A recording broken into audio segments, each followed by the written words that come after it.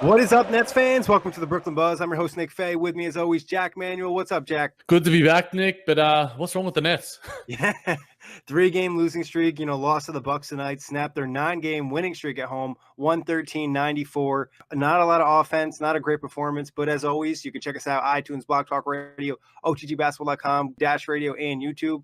But Jack, there's just a lot going wrong. It's, a combination of the injuries. We had Joe Harris out tonight. Obviously, Alan Crabb still out. CARIS, LEVERT, Jared Dudley. It's just like the guys keep, adding to the list. And All-Star breaks coming up. Everyone's kind of fatigued. Yeah, I mean, it's that really crucial point of the season, and especially for the Nets, because we have this really tough stretch right now. It doesn't get much easier before the All-Star break. There's probably one or two gimme games, but even then, with the way that the Nets are playing, I wouldn't put them down as a solid W. So, just doing some pregame pieces for NetsRepublic.com, it seems to me like the issues that I've been pointing out are just haven't really been remedied. The 3-point shooting, with Joe Harris out, we shot very poorly just by looking at the box score. Obviously, wasn't able to watch it. It was pretty terrible, to say the least. And then, outside of D'Angelo Russell, who is, an all-star and is, probably easily our best most talented offensive player. But offense, shooting, who would have thought that, this team who we talked about earlier in the season, that we thought, the offense would be fine and the defense would need lifting up, that we just can't find offense. Yeah, you mentioned the shooting. The shooting's been absolutely terrible over the last 2 games. If I'm not mistaken, the Nets have shot 15 of 80 from the 3-point line. That's just not going to cut it. That's under 25%. Just terrible. And this is a team that was top 10 for most of the season. And obviously during that streak, they're very high. But like you mentioned, no Joe Harris, no Alan Crabb. Guys are not creating shots without Spencer Dinwiddie. We talked about this with Shabazz before. He can score on his own, but he's not really great creating for others. 5 3-pointers, 5 3-pointers in a game is not going to cut it. James Harden gets those in a quarter. Steph Curry gets those in 5 minutes. It's not going to cut it, and it's not going to cut it against the best team in the NBA right now. The opponent that we are up against, we had to be on from the get-go. And despite the fact that, we were only down by 6 at the end of the first, it was just a slog. And, finding offense is just going to be really tricky. We're hoping that, CARIS, LEVERT, and we'll chat about him later, and even Alan Crabb to a lesser extent, will be back sooner rather than later, because, you lose Joe Harris. And as important as he is, he's not, an otherworldly offensive player. But I've talked about, obviously he's my boy, but in terms of his worth to this team and his value to this team, a night like tonight proves how important, any perimeter shooting, let alone from one of the best ones in the league, really matters. Yeah, and I think that was a big issue tonight in the last 2 games. Even, Harris has been kind of banged up with that hip for a couple games now. They're relying on a lot of guys who don't shoot a great percentage from 3 to knock down some threes. Is that Treveon Graham? Is that Rondé taking a 3 or 2? Rodions has been in a slump. DeMarre Carroll's kind of hot and cold. Shabazz is hot and cold. D'Angelo's been pretty good this year. But other than that, without Joe Harris, without Alan Crabb, even Spencer Dinwiddie, I think, has been pretty consistent from 3. It's just these guys aren't knocking down shots.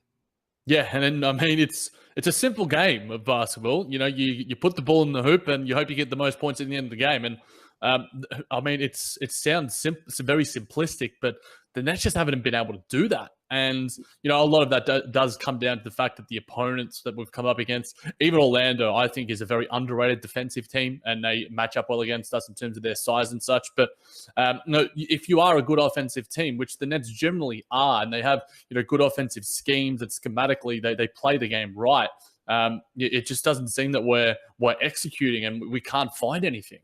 Jack, how much of it do you think is just the guys that are out there and the injuries hindering the Nets, or is it somewhat just them being in a slump, or a combination of all of it, or what are you thinking? Yeah, I think obviously it's always a combo, Nick. It's never one thing or the other. If I'm going to put a percentage on it, I would probably say, you've got these guys are NBA ready guys. They can hit threes. It's the modern NBA. So I would say that, 50% or more of it is on the guys out there right now, just not executing.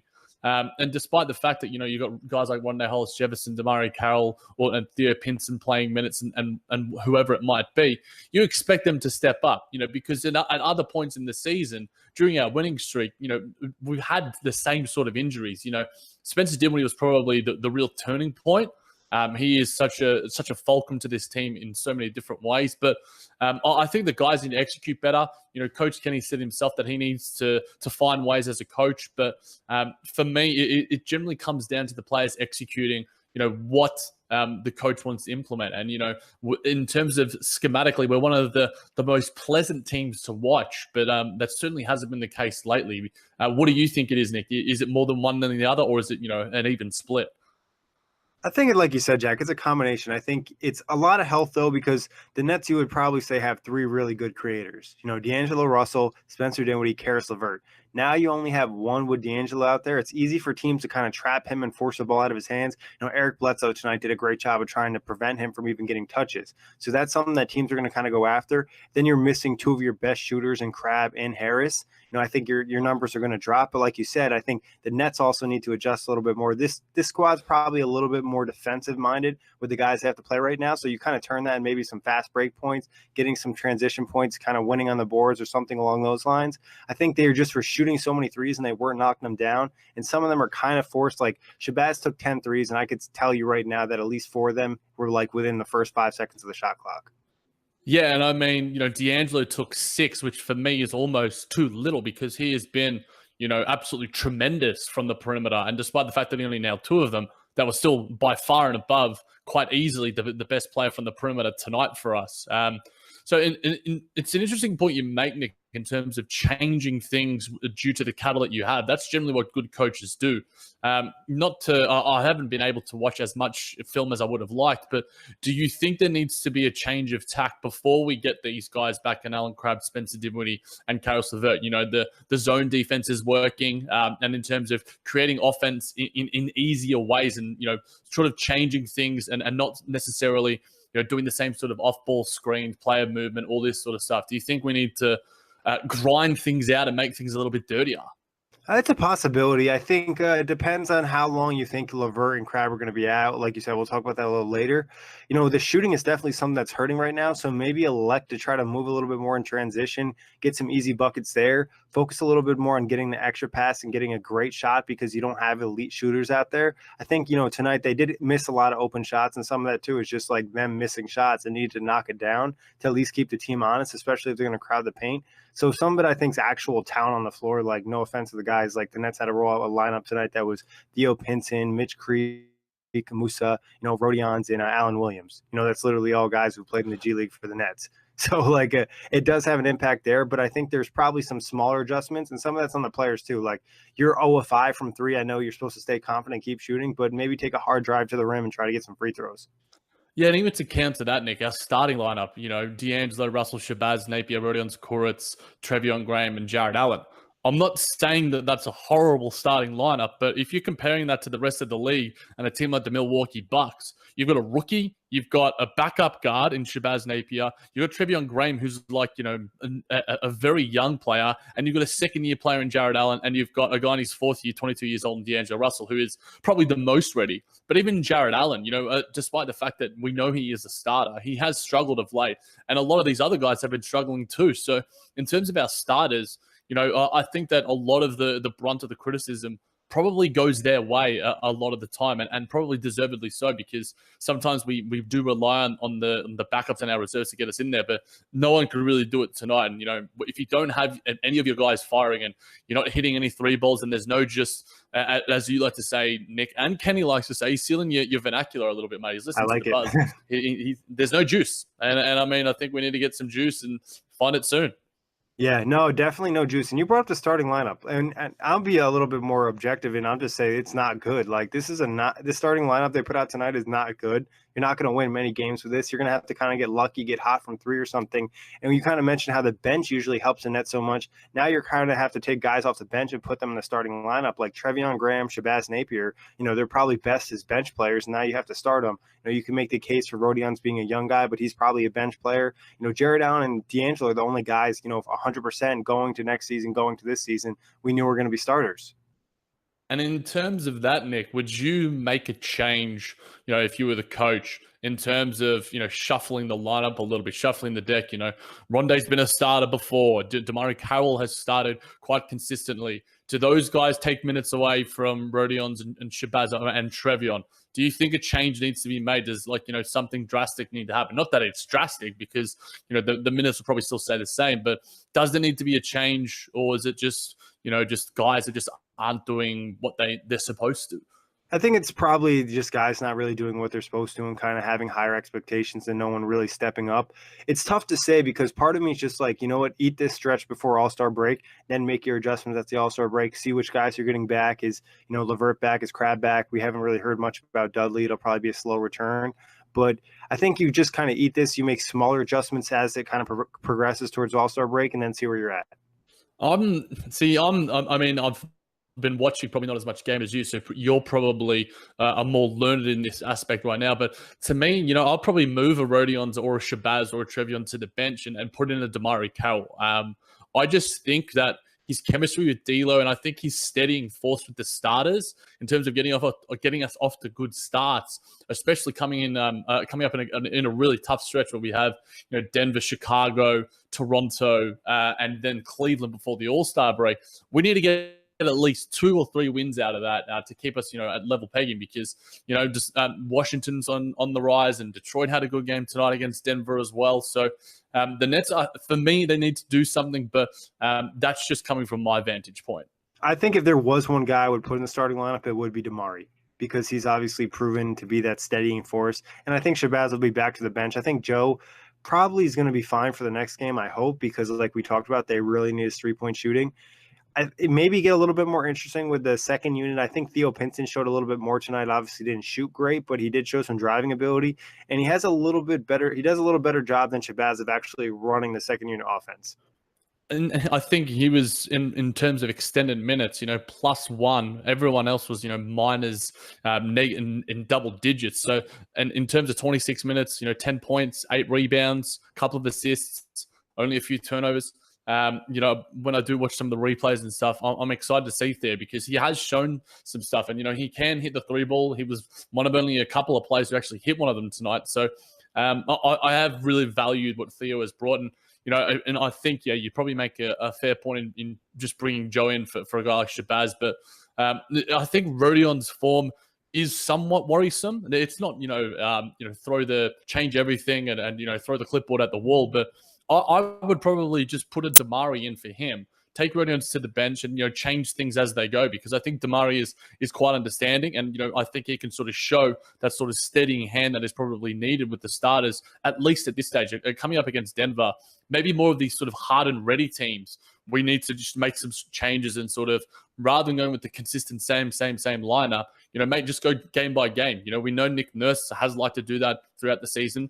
I wouldn't necessarily hate it either, but at the end of the day, like you sort of said, Nick, I think the guys are just got to execute. Yeah, we'll see what happens. Obviously, Denver's a big matchup, and you kind of want to, have a strong starting lineup. But going back to Rodion's, do you think he's kind of hitting that slump, that rookie wall? Oh, yeah, he said it.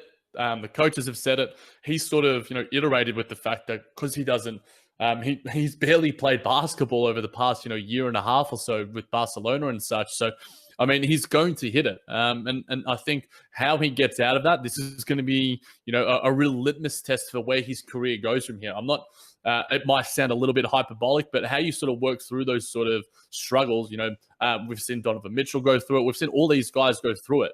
And it's going to be how he can sort of get through it. Jared Allen has gone through it as well.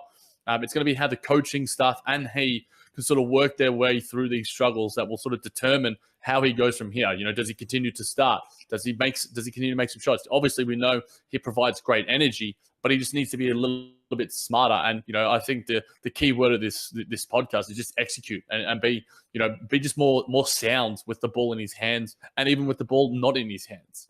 Yeah, I agree. I think there's obviously some areas to improve. Hopefully the veterans can kind of help him, kind of steady him through that rough patch, and obviously getting guys back. His minutes should go down. He'll be able to play in a smaller role, which is more ideal, I think, for a rookie.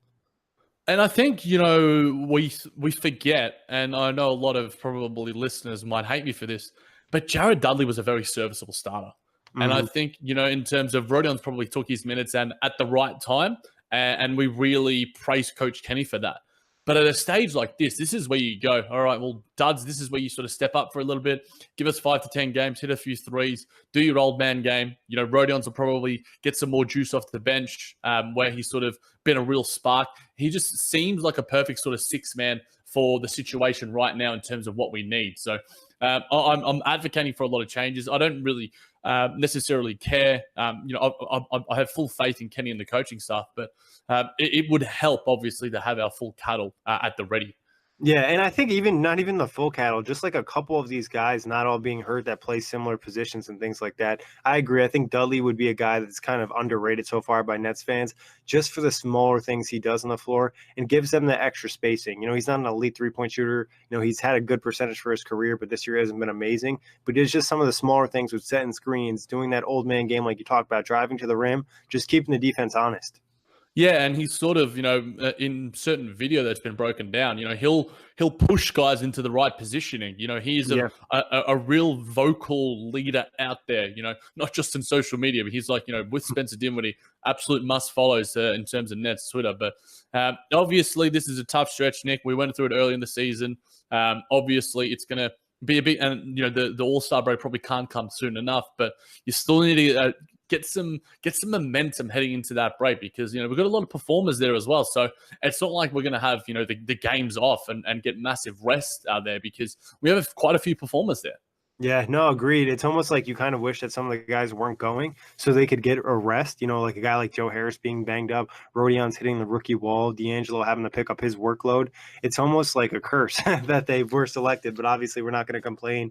Haven't seen that happen for the Nets in a while. But Jack, we did get good news today. You know, we got the video from the Nets out there. We saw CARIS LEVERT practicing. He looked like he was going through intense workouts. A couple minutes later, Woj dropped the tweet. He'll be practicing 5-on-5. The Nets said he's going to be with the G League team on Tuesday.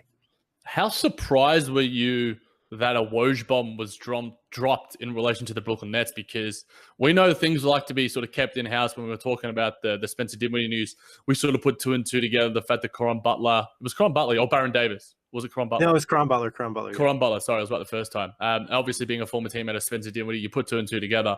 But Woj normally has his sources and stuff. So it was interesting to see the fact that, you know, and obviously it was very positive news to wake up to for myself. You know, obviously there's all the 8 news and stuff, but to see that was probably the perfect pick-me-up in the morning. So he looked great in that video. For those that haven't seen it, you know, the Brooklyn Brigade, it's on Instagram, it's on Twitter, it's everywhere.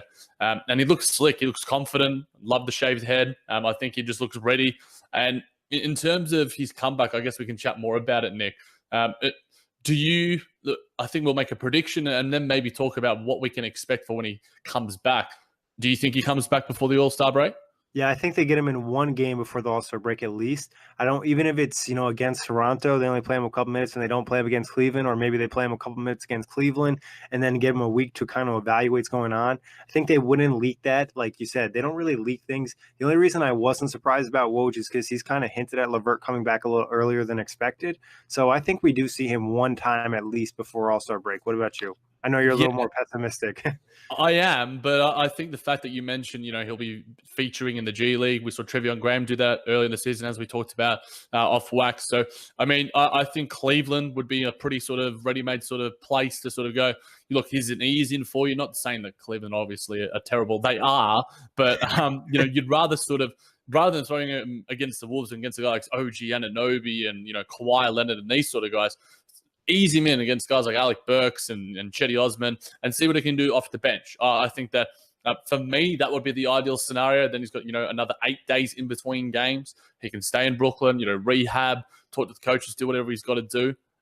So, I mean, that would be my preference. But again, you know, if he does like what you said, you know, plays a game against Toronto, has the game off and sort of reassesses from there, I wouldn't hate that either. I doubt. Is there any chance we see him against Chicago on Friday?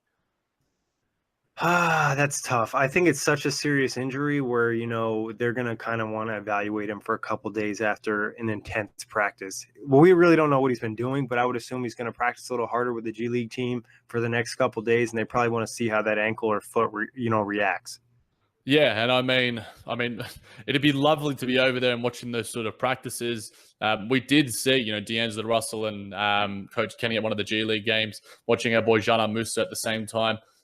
So obviously it's going to be fascinating to see in terms of his role, Nick, can we sort of hark back to last season when he came back around the All-Star break himself with Rondae Holmes-Jefferson as a sort of means to what we could probably expect going forward?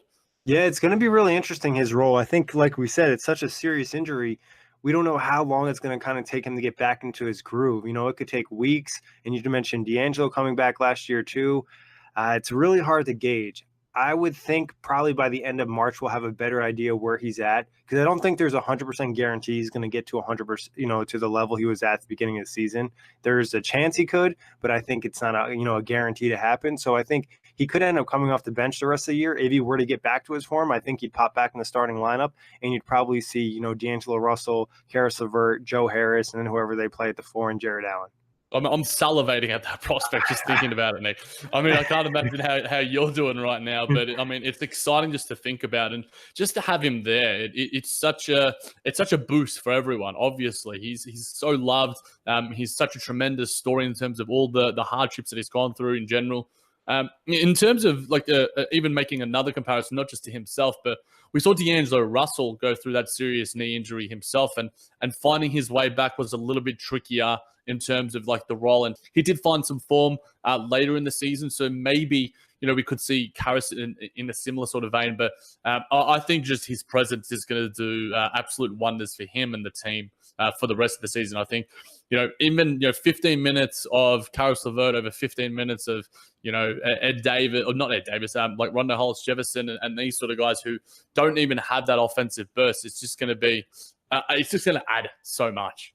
Yeah, it's a huge boost. Like you said, even if it's 15 minutes, not only offensively, but defensively, I think we forget too. He's very active. He had a lot of deflections this year, did a great job defending the other team's best player. And I think he might be able to come back a little easier than D'Angelo, because his game, I think, isn't as rhythm based, because he can get to the paint so much. Obviously, we got to see if he can still do that this season, coming back from the injury. And, sometimes you don't want to trust your body, especially going inside after, having an awkward fall like that. Yeah, those are going to be key stretches, and we'll probably be watching for in his debut back from that injury. Yeah, I'll be covering my eyes like it's a horror movie if he goes up. It's like everyone with Gordon Hayward and Paul George and such. Obviously, they're two different stories, and their trajectories have been slightly different over the past sort of year or so. But before we get out of this one, Nick, I wanted to ask, because I know a lot of fans have been sort of talking about Janan Musa on Nets Twitter. What do you see his role in terms of, with these guys out, do you see an extended role from him? Obviously only 8 minutes tonight, but, from what I've heard in terms of, we were chatting, he did some nice things. Do you think that he deserves a few more minutes? I know some, pundits and NBA fans and Nets fans have advocated for that. Yeah, I think it's a possibility. I think he gives the Nets a possible creator. We haven't seen enough of him at the NBA level to know what he can do, but it looks like he can get in the paint, use a pick and roll right, and give the Nets some offense, possibly. Yeah, and that's what we need more than any other. So that's just the only sort of reason why I brought it up, in terms of just throwing, in terms of when Rodions was thrown into the Wolves, and we just saw this unexpected burst from him, and Janan hasn't had anything but junk time minutes in his NBA career yet. So maybe with this sort of, dipping his feet in the water just before the All-Star break could be a good time. It wouldn't be the worst decision. Yeah, and it'd probably be honestly better in terms of long-term development of giving him minutes over some of the G League guys that aren't going to probably be around next season or the following season. I think the one thing with Musa that probably scares the Nets is his body isn't NBA ready. He just doesn't necessarily have the size. I know he talked about gaining a lot of weight, but still, he still needs to put on more weight. And I think the difference between him and Rodions is Rodions' game, he can get energy, just shoot, cut to the rim, where I think Musa's game has the ball in his hands a little bit more, and he has to have a better feel of the actual NBA. Yeah, I think that's fair. Obviously, I was going to probably counter you with the fact that Rodion's body, we saw it in person. It's not necessarily, he's not a specimen, but he'll get there. Our boy's going to get there. He's going to look good. He'll be a chiseled Latvian god soon enough. But in terms of, in terms of their games and how they can sort of, make impacts on the floor, they have very different game, despite the fact that they're both, European prospects. They're very different players, but I'll be watching that. That'll be one thing to watch going forward. But Nick, obviously it's a bit of a despondent sort of pod, and it's been it's been losses, but are you hopeful going forward before the All-Star break, or has my sort of, general pessimism and outlook sort of had an effect on you? Yeah, honestly, I'm doing pretty good. Cynthia walked in, my fiance, when I was watching the game, and she saw the score that the Nets got killed, and she's like, "Sorry," and I'm like, "Honestly, I don't care because like the Nets are so banged up right now. It wouldn't be realistic to expect them to beat some of these teams. Like if you look at it, they're missing two of their top three players in LeVert and Dinwiddie. They still have D'Angelo, and then you could make an argument that maybe Joe's top four, top five on the team, he's out as well. So I'm not getting too down long as they can get healthy. And I got positive news about LeVert and Crab also possibly coming back. He'll be practicing, I think, with the G League team on Tuesday as well. So getting guys like that back and we can get fully healthy going to this final stretch and allow this team to really get some experience. Like you kind of talked about it, just having the fact of thinking about LeVert in the starting lineup, going to the playoffs with a fully healthy squad of LeVert, Dinwiddie, and D'Lo is very exciting. It is, and obviously we've got to make it first. And the Hornets, Heat, Pistons, and Wizards are all around that sort of mark and are probably coming soon enough. But a level-headed team fan, Nicholas, it feels very strange. Obviously, we have to try and remain level-headed because we have this platform here. But it's good to hear, mate. It's good to hear. Yeah, Jack, I know we'll probably talk a little bit more on Wednesday, but any thoughts on the trade front? I mean, there've been minor rumblings, Nick. I know a lot of the big wave on Nets Twitter and social media in general is get a four, get a four, get a four.